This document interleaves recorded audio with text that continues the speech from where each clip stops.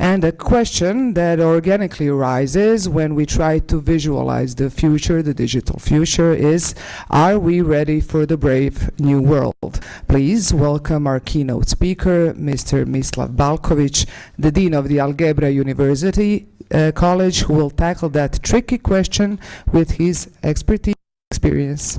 Mislav. Thank you very much. Hopefully in this short I'll manage to at least make you think whether we are or not so much prepared. The agenda of these few minutes is kind of focused on what education should or could do in order to have better societies. 62 quote which was used by Kennedy when he wanted to persuade the administration and Congress to invest more in education, and I think it's still very kind of fresh and makes us think every day whether we do everything we could. So in the next few minutes I would like to talk a little bit about the influence of education to our societies in the past. I'll use a case of Croatia because I'm coming from Croatia and I know that we share pretty much sometimes same problems or same thoughts across Europe. So hopefully this is also useful to some of you, and a bit on the technology, but not too much on what we could expect in the future.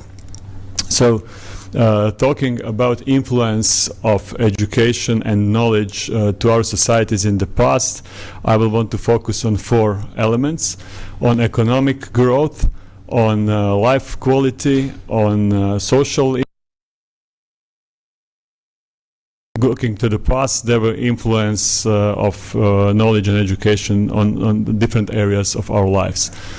So in terms of influence on actually economic growth, the fresh data from Trilateral Commission, which were kind of exposed to the public somewhere, I think, in November and December last year, shows, according to the data that they prepared, how actually the wealth of the world grew mostly after the significant sharing of knowledge and Renaissance time, and then in the past maybe 200 years or so it pretty much exploded. The other kind of showcase of the similar kind of trend is one which was done and measured through a long period of 50 years almost by European Expert Network on Economics of Education, showing actually on this graph how tests on PISA in STEM and mathematics, because we didn't have PISA like 50 years ago, would account to growth of GDP. Each of these dots represents, and this is a regression which shows that basically points more on PISA in mathematics, the 1 point of GDP growth per year more. Croatia, for instance, in the past 30 years had average GDP growth annually of 2.3%. So it would for us mean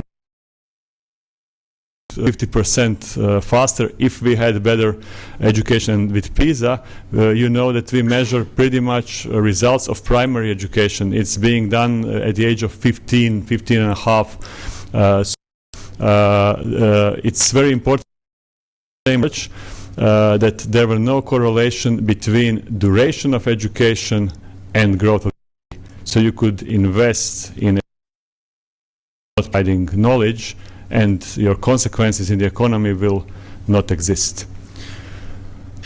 And on the personal level, from the same research, actually it shows that one additional year of education, if it brings really knowledge, and most of education should do it because that's the essence of why we do it, should account for some 7%, 7.5% more on the paycheck of the person.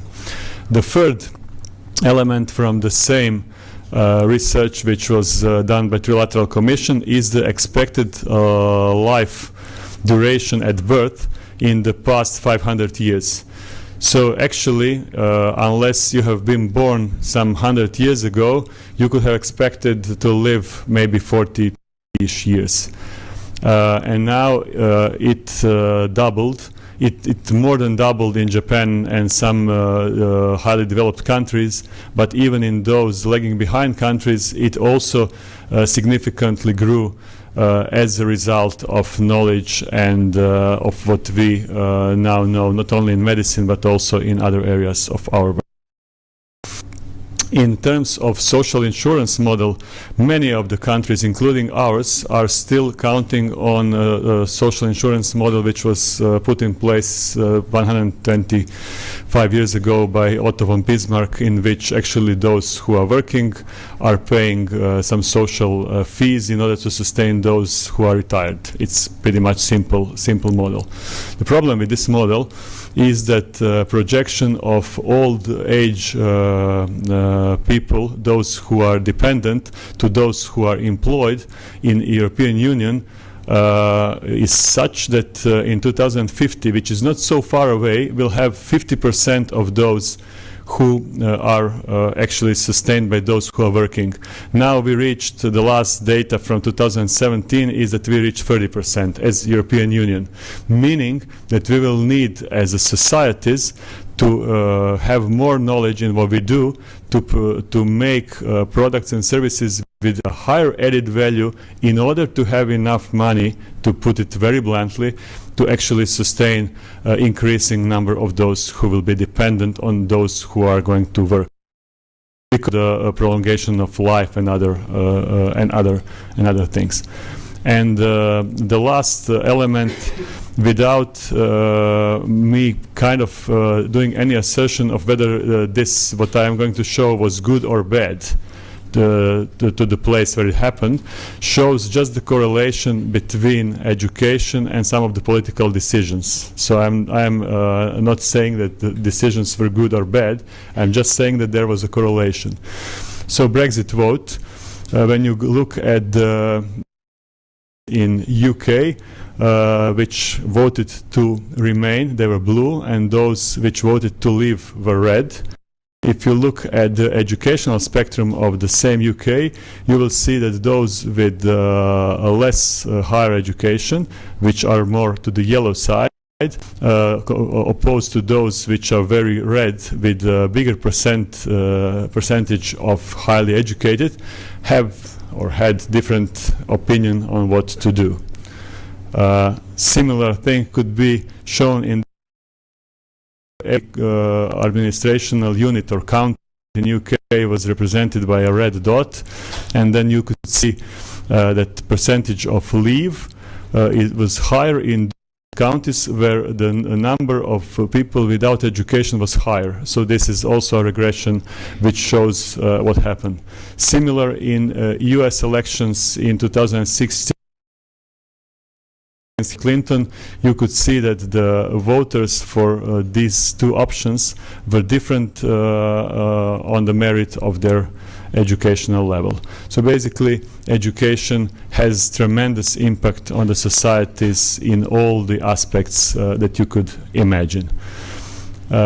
Even F.D. Roosevelt some 70 years ago stated this last part in this kind of famous.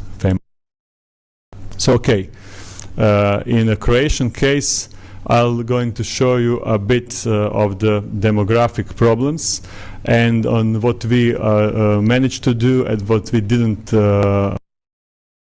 in order to actually see how we could have better societies. So basically there are two questions. One is demography and the other is how negative birth rate and negative demography could be actually treated with education to compensate for less of some people on the market. So these are headlines from our news, but basically after two censuses, 2011, 2021, we lost population, roughly half to who were born due to negative birth rate, and another half to those who actually work in other mostly European countries. And basically we fight this with importing foreign workers, of course, not to pretty much block the economy, but basically when you look at the occupations that we import and where you can easily import workers, these are those very low skilled occupations, a part of programmers and some of the digital occupations where we would like to get, of course, also these people to join us. And actually it's 20,000 people for a small country. It's a big number that we import every year. Out of these, unfortunately, only 0.4% are highly educated, meaning tremendous pressure on us to actually try to build a highly educated, high-skilled workforce to sustain our economy and our society here, because we are not able to get them from abroad, although and our demographic data are not also helping us a lot. This is public data presented by our Ministry of Science and Higher Education, open to everyone. There are a number of very detailed data. This one shows by the year number of pupils, cumulative number of pupils in primary schools in Croatia, and in 10 years we lost 6% roughly of primary school pupils in the whole country. Zagreb gained 10%, but pretty much some of the counties on the east lost like 27 or so %. In secondary schools, figures are even harder, so we lost almost 19%. Even Zagreb lost, although some lost more. And it happened in peace and in European Union for us in the past 10 years. So basically this is something that makes us think on how, as a society and educators, we could do more. So we already invest in our education 2% more than a typical European country. This is the spread of public budgets. According to Eurostat, it's also a nice data available for every country. In terms of investments in percentage of GDP, Croatia for the last year, where we have data, invested 5.4%. Typical European country invests 5%. So we increased investment significantly in the past 10 years. So in terms of kind of putting resources to the systems, yes, we are doing this. In terms of the results, although results very often lag behind the investment, but basically top performance in all three domains of PISA, we like to call or to think about those kids as actually talents. A typical European country would have roughly 3% of them in their population, and then we are at half of this number, meaning that we probably as a society could do more to get better numbers, or we could kind of put assertion on the table that our kids are born a bit stupid than the others, but this is not something that really happened.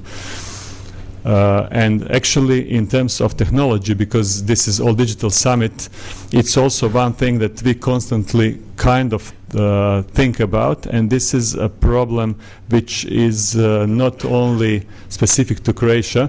It's use versus create in digital. So basically, there is a nice Eurostat ESOC research actually goes deeper into create in digital. So basically individuals who used any website or app to arrange a transport service in Croatia, if this is average in Europe, we are better users of this kind of technology, and this is a good thing. We are average compared to accommodation services online. Also in terms of networking,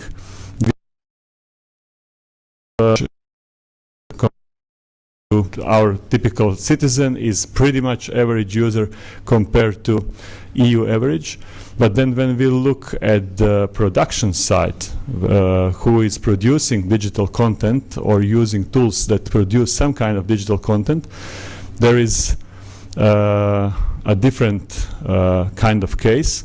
Individuals who have written code in programming language in the past 3 months, so the list of the fourth floor of the campus, but we are now only focusing on the very bottom of the list.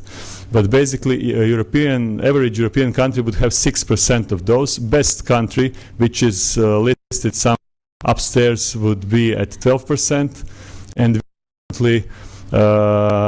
not listed very high. So if we go to another one, saying individuals who have used work processing software, again, percentage overall is bigger in all the countries, but we are again not very well positioned. Same goes to individuals who have created files where they need to merge text, pictures, and other elements, and the similar goes to those individuals who edited videos, photos, and who are very creative. Here we stand a little bit better, but still lagging behind. So focus for our education systems and our institution is how to be more on the creative side than on the user side. And I'll explain why in my last few slides. Why is this so important? And here I'll kind of focus on two things: our jobs in AI era, and what is there for us to do. So let's see where IP development happens. This is a graph showing the trends in patents and applications in the past almost 130 years. And actually, you will see that Japan and US was actually producing most of the IP and patents. And then Europe started, and then the others started. Now China has a bigger number than all the others combined. But it's normal because this is not normalized. This is just the pure number, not divided by the number of citizens. So a bigger country would have normally a bigger result. But Europe couldn't be very happy with its position because in terms of number of people, bigger than the US, it's bigger than the Japan, like 3 or so times. And still those are slightly better or much better than Europe is. And the question is where AI patents goes. And these are the top 20 companies in the past 10 years who got AI patents, who invested in this kind of intellectual property. You'll find Siemens as the only European company on the list. And this is something where we pretty much need to think a bit about, because marginal cost of producing additional digital product is pretty much close to zero. Meaning that if you have IP rights, adding additional users will increase significantly your company profits and income, but this will leave most of the area around as a wasteland, because all the money is pretty much being condensed to those who are creators of the products and who have IP rights. With AI being pretty much something that we see might change the curves on the labor market, we need to see where the knowledge in this area lies, and it doesn't lie in EU, which is disturbing a bit. So what will happen if this is not distributed in our ecosystems also?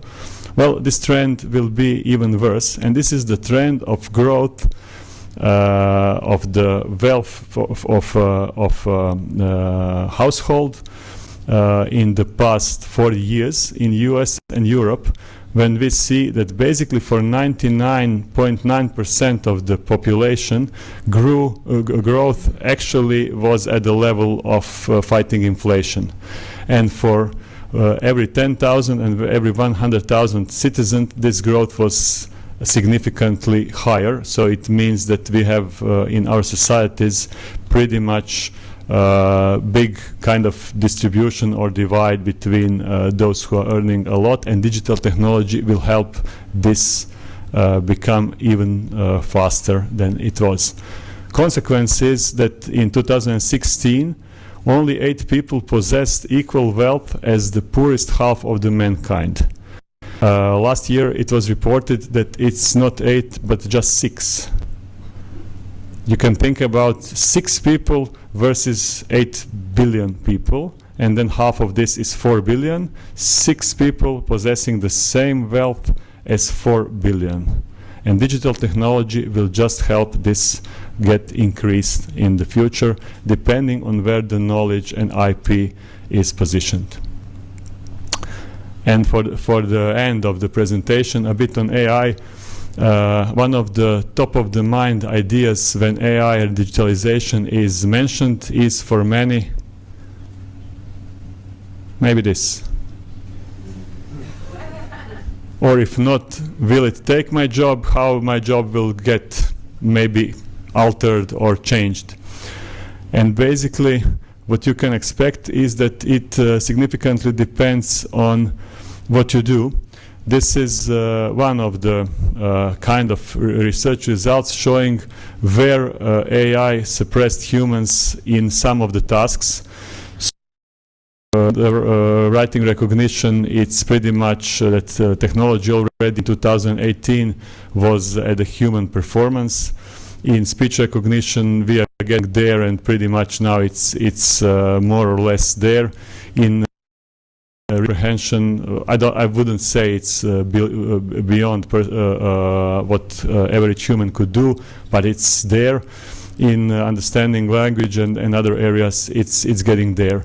And some of the areas only started to develop in 2020 and 2022. So you need to think about the new kind of dots and new lines that are going to hit the graph in the years to come.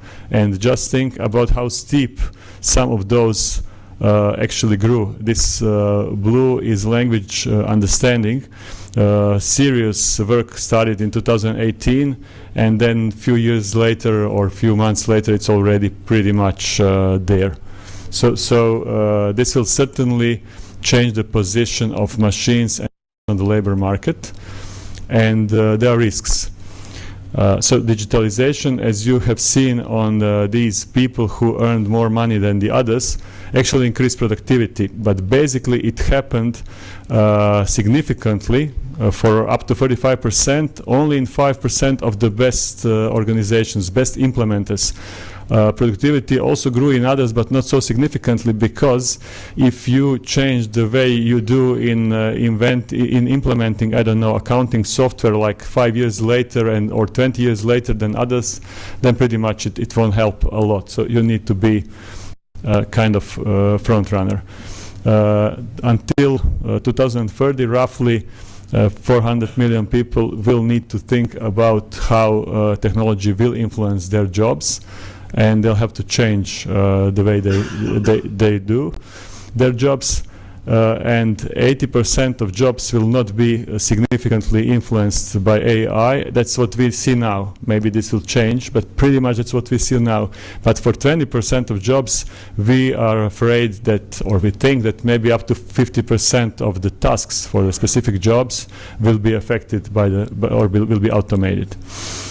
Many do not even consider today paying to translate a short text to English or to Croatian, because Google and other tools does this really good and for free.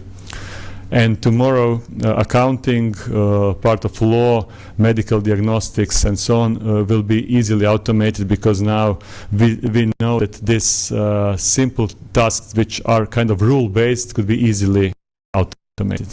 And my last slide is what are potential opportunities for educators in this kind of new digital sphere.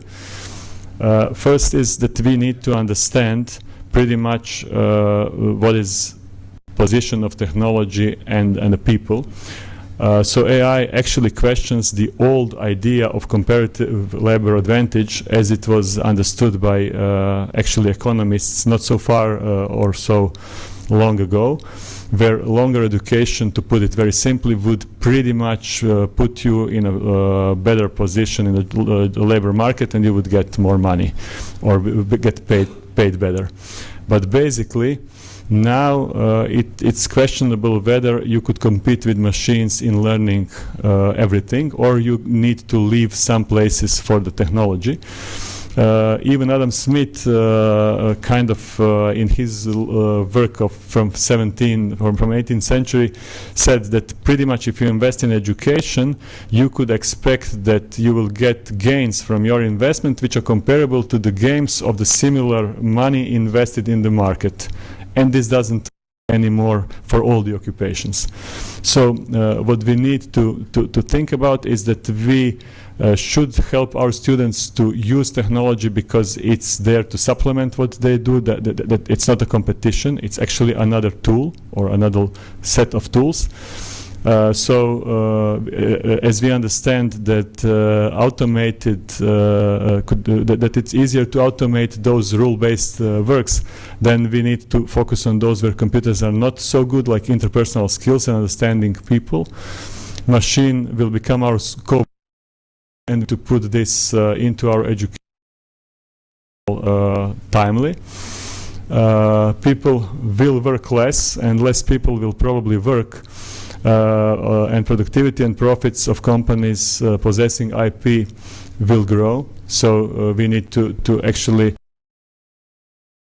provide or produce IP and products in our societies. And careers and educational focuses should be wisely chosen. So how we kind of help younger people to pick or to select their careers is more important than ever. And I hope that today this event and all the energy that all of us are investing will help us think on what you or what we can do to actually help our societies in these times in front of us. Thank you very much.